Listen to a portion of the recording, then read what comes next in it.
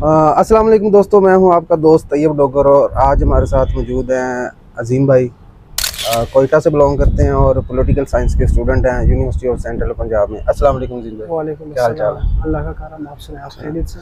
आज हम अजीज़ भाई के से बात करेंगे इनके इलाके में क्या एजुकेशन का क्या सिस्टम है और क्या निज़ाम चल रहा है। एक थोड़ा सा आपको मैं बताता चलूँ, अजीज़ भाई का जो बैकग्राउंड भी वो पॉलिटिकल ही है ना। जी जी। अजीज़ भाई के जो वालिद साहब हैं वो पीपल्स पार्टी की तरफ से इलेक्शन लड़ते हैं, ठीक है।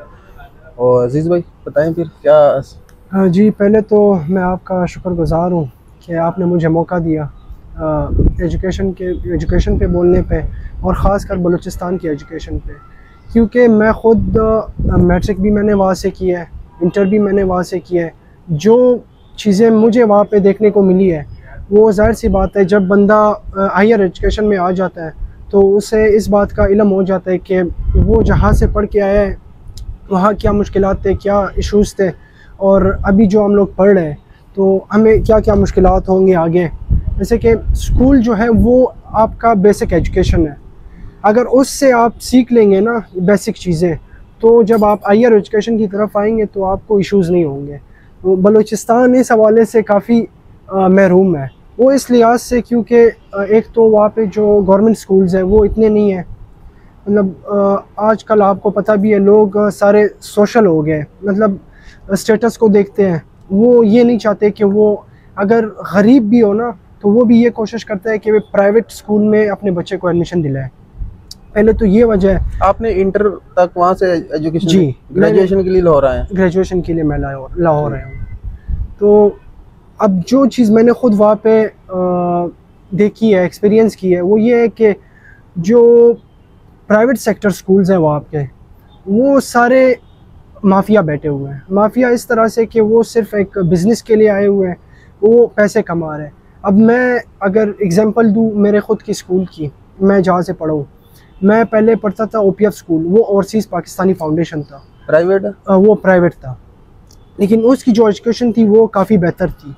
फिर वो स्कूल एक जगह से शिफ्ट हुआ दूसरी जगह, जहाँ हम पहले पढ़ रहे थे वहाँ एक दूसरा स्कूल खुल गया, वो था ऑक्सफोर्ड पब्लिक फाउंडेशन। वहाँ 7th में मैंने 7th स्टैंडर्ड में मैंने एडमिशन लिया, तो वो बिल्कुल एक एजुकेशन माफिया था, वो लाइक बिज़नेस माफिया, मतलब वो सिर्फ पैसे बनाने के लिए बना था। तो इसी तरह से वहाँ का एजुकेशन को किस तरह से वो किया जा रहा है। अच्छा, आप डिस्ट्रिक्ट लेवल पे कितने स्कूल हैं या आप सिटी में रहते हैं? जी, मैं सिटी में रहता हूँ। तो सिटी में कोयटा शहर की अगर बात करें तो वहाँ कोई यूनिवर्सिटी है? वहाँ पे दो से तीन यूनिवर्सिटीज़ हैं। फीमेल्स के लिए एक अलग है, वो सरदार बहादुर खान यूनिवर्सिटी है, प्राइवेट है। वो भी सेमी गवर्नमेंट है। मोस्टली जो यूनिवर्सिटीज़ है वो सारी सेमी गवर्नमेंट है, गवर्नमेंट भी है, सेमी गवर्नमेंट भी। अब एक यूनिवर्सिटी है ब्यूटन्स, Balochistan university of management science and technology, ठीक है, वो जो है सेमी गवर्नमेंट है। मतलब अगर हम बात करें बलूचिस्तान यूनिवर्सिटी की, वहाँ पे कुछ टाइम पहले भी अगर मैं आपको बताता चलूँ, इशू आया था कुछ टाइम पहले, लड़कों का लड़ाई हुई थी, इशू आया था तो यूनिवर्सिटी बंद थी। फिर उसके बाद मसला आया, टीचर्स जितनी भी एसोसिएशन थी वहाँ की, उन्होंने प्रोटेस्ट किया था। उन्होंने ये प्रोटेस्ट किया था कि गवर्नमेंट हमें हमारी फ़ी जो सैलरीज़ है वो पे नहीं करती टाइम पे। 3 मंथ्स की सैलरीज़ हमारी पेंडिंग है और गवर्नमेंट हमसे काम ले रही है, हम सर्विसेज प्रोवाइड कर रहे हैं लेकिन हमें सैलरीज़ नहीं मिल रही, वेज नहीं मिल रहे। तो इसलिए बाज़ औक़ात एजुकेशन इसलिए पीछे रह जाता है कि लड़कों ने कुछ पढ़ा भी नहीं होता। उन लोगों से वो जब 2 माह यूनिवर्सिटी बंद होती है, तीसरे माह जब खुल जाती है तो ये लोग कहते हैं कि आ जाए आपके पेपर्स हो रहे इस तरह। तो ये आपको कोई अच्छा निज़ाम नहीं है, अच्छा क्वालिटी ऑफ एजुकेशन बिल्कुल जो है ना धर्म है। जी। अच्छा अजीम भाई, बात करें एजुकेशन की तो फिर बजट की भी बात आ जाती है इसमें। बिल्कुल, ठीक है, जितना बजट इसके लिए रखेंगे उतनी उसकी क्वालिटी बेहतर होगी। हाँ, इसी पे तो क्या लगता है, कंपैरिजन करेंगे बलूचिस्तान का जो तालीम का बजट है या पंजाब का तालीम का बजट है, इनका आपस में क्या है, इस पे बात करना चाहेंगे? हमारी जो भी गवर्नमेंट हो, चाहे सूबाई हो चाहे सेंट्रल गवर्नमेंट हो, उन्हें कम से कम चाहिए कि वो 4% है वो बजट का वो एजुकेशन पे लगा दें। कितना? 4%। अगर 4% भी नहीं लगा रहे ना, यही तो मसला है। अगर 4% भी लगा देना, वो एजुकेशन क्वालिटी बेहतर हो जाएगी। जो गवर्नमेंट स्कूल्स है, गवर्नमेंट यूनिवर्सिटीज़ है, गवर्नमेंट कॉलेजेस है ना, वो अपनी फैसिलिटीज़ को थोड़ा इम्प्रूव करेंगे, फिर वो अपने इन चीज़ों को देखेंगे कि हमें क्या चीज़ें मैनेज करनी है, क्या इम्प्रूव करना है। अगर इन लोगों को बजट दिया जाए, 4% भी दिया जाए ना, तो इंशाल्लाह ये काफ़ी इम्प्रूव करेंगे। अच्छा, जब बलोच स्टूडेंट की बात आती है तो वो देखने में आ रहा होता है सोशल मीडिया पे कि तालीम का निज़ाम जो नहीं ठीक है, यूनिवर्सिटीज़ नहीं है।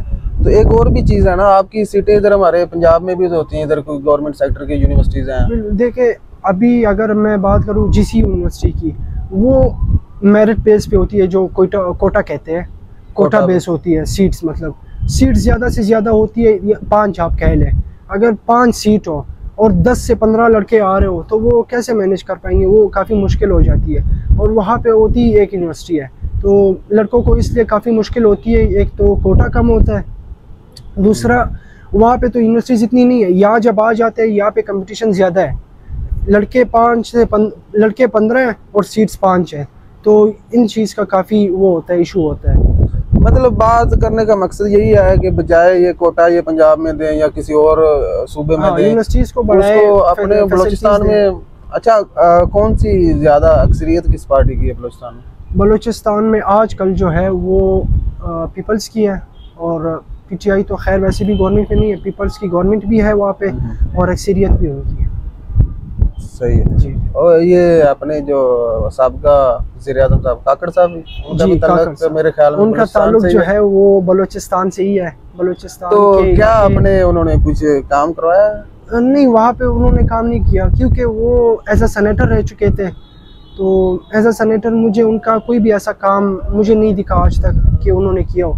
मुझे खुद तब पता चला जब वो CM बने, मुझे वो पता चला कि ये बलूचिस्तान से ताल्लुक़ रखते हैं, ये भी हमारे एक सेनेटर है जो प्रेजेंट कर रहे हैं बलूचिस्तान को। मुझे उससे पहले नहीं था जितनी देर तक वो प्राइम मिनिस्टर रहे हैं, इंटर्म गवर्नमेंट में, तो उसमें उन्होंने कोई बेहतरी लाने की कोशिश नहीं की आपकी नज़र में? मुझे यहाँ तक उन्होंने एक इनिशिएटिव ये लिया था कि उन्होंने कहा था कि 3 माह के अंदर हमारा बलूचिस्तान का एक बड़ा इशू ये भी है कि हमारे रोड्स जो है सिंगल है, मेन शाहराएँ जो है नेशनल हाईवेज वो हमारी सिंगल है, तो इसी वजह से एक्सीडेंट्स के खदशात बहुत होते हैं। उन्होंने ये इनिशिएटिव लिया था कि एक हमारी नेशनल हाईवे जो कि जाती है कराची को, वहाँ पे काफ़ी एक्सीडेंट्स होते रहते हैं, आए दिन एक एक्सीडेंट होता है। तो उन्होंने ये कहा था कि 3 माह के अंदर ये रोड डबल हो जाएगा। वो अभी तक काम जारी है, मैं खुद वहाँ से आया गया हूँ, लेकिन वो काम मुकम्मल नहीं हुआ क्योंकि उन्होंने खुद। अच्छा अजीम भाई, बलूचिस्तान की बात करें तो स्मगलिंग का लफ्ज़ बड़ा ज़हन में आता है। जी जी। तो ये सच है, ये बात स्मगलिंग होती है बलूचिस्तान में? बिल्कुल होती है, लेकिन स्मगलिंग को जो बैक दे रहे हैं ना, वो सारी हमारी जो इस्टेब्लिशमेंट्स के लोग हो गए, मतलब वो सारे बते लेते हैं। अब यहाँ से सिंध की तरफ से गाड़ियाँ आती है, उनके जो पैसे लेते हैं वो रेंजर्स वाले लेते हैं। रेंजर्स के लोग वो सिंध पे खड़े होते हैं जैकाबाद की तरफ, वो कोयटा से गाड़ियाँ निकलती है, वो बोलान से हो के वो सिबी से आगे चलती वो सिंध में इंटर हो जाती है। सिंध में उन लोगों का हिसाब किताब होता है। तो पुलिस लेवल पे है कोई इस तरह की करप्शन? पुलिस लेवल पे इतनी करप्शन नहीं है। पुलिस लेवल पे ये हो सकता है कि ऑन द स्पॉट अगर वो बंदे को रोक लेना, मतलब एक इलीगल एक्टिविटी में एक बंदा इन्वॉल्व हो, तो वो ऑन द स्पॉट उनसे एक डील कर लेते हैं। अगर केस को आगे ना बढ़ाए तो वो ऑन द स्पॉट इस तरह वो करप्शन में इन्वॉल्व है। और बलूचिस्तान सर्वे हुई है कि Balochistan one of the top province है जो करप्शन में ऑन द टॉप है। अच्छा, क्या आपकी नज़र में क्या रीज़न है सबसे बड़ी कि ऑन द टॉप क्यों है? रीज़न एक तो ये है कि हमारी जो यूथ पॉलिटिक्स है वो इतनी नहीं है, उन्हें आगे नहीं लाया जाता। और दूसरे सेल्फ इंटरेस्ट है, सबका अपना सेल्फ इंटरेस्ट है। 3-4 दफ़ा लोग आए हुए, अभी तक उनके अपने इलाके नहीं पके, उनके अपने रोड्स नहीं सही, उनके अपने इलाकों में काफ़ी मुश्किलात ऐसे पानी के मसले मसाइल हैं। हालांकि पानी के मसले मसाइल जो है लोकल गवर्नमेंट देखती है, लेकिन हम MPs के पीछे भागते हैं। हमारी MPs के पीछे हम भागते हैं, उनका एक फ़ंड आता है, वो भी वो 5 साल के बाद जब वो लोग एंड होने को उनका टर्म होता है तो वो लोग एक रोड बना देते हैं। हमारा उनसे यही तवक्को होती है कि हालांकि उनको चाहिए कि वो एक ऐसे रिफॉर्म ना एजुकेशन रिफॉर्म हो या हेल्थ के हवाले से हो, लेकिन हमारी जो अनएजुकेटेड आवाम है उनमें इतना शऊर नहीं है कि उनका वोट का क्या मकसद है, वो जो MPA को या MNA को ला रहे हैं किस मकसद के लिए ला रहे हैं, वो ये मकसद भूल गए। बस सिर्फ उन्हें ये दिखता है कि ये जो बंदा आएगा ये हमें रोड ठीक करके देगा, नाली ठीक करके देगा, ये चीज़ हम देखते हैं। अच्छा, being a political science student, जी यस, आप किस पाकिस्तान की किस पार्टी को समझते हैं बेहतर है? मैं परफेक्ट तो हम किसी को नहीं कह सकते, परफेक्ट तो नहीं है, बिल्कुल परफेक्ट तो कोई भी नहीं है, ये बात सही है। हम लेकिन है हाँ, कंपैरिजन में आप किसको कहेंगे कि क्या नंबर देंगे? नंबर 1 2 3 पे आपने हमें बताया। नंबर 1 पे तो PTI, PTI अच्छा, अच्छी है PTI, क्योंकि वो एक ऐसी पार्टी थी, इन्होंने हमें काफ़ी वोट के हवाले से हमें काफ़ी चीज़ें बताई, इलेक्शन के हवाले से मतलब लोगों में शऊर आया, अवेयरनेस ज़्यादा बढ़ अच्छा, गई। नंबर 2 पे किसको करेंगे? नंबर 2 पे पीपल्स, क्योंकि पीपल्स इसलिए क्योंकि 18वीं तरमीम उनका बेस्ट इनिशिएटिव था जो उन्होंने लिया। 18वीं तरमीम में उन्होंने सूबों को इख्तियारात दिए, तो ये इनका एक बड़ा अच्छा फैसला था। नंबर 3 पे जाहिर सी बात है वन एंड ओनली PMLN। सही है, सही है। चलें अजीम भाई, बहुत शुक्रिया, थैंक यू सो मच, आपने अपना कीमती टाइम निकाला और बलूचिस्तान के जो है मौजूदा सूरत हाल उससे आगाह किया। और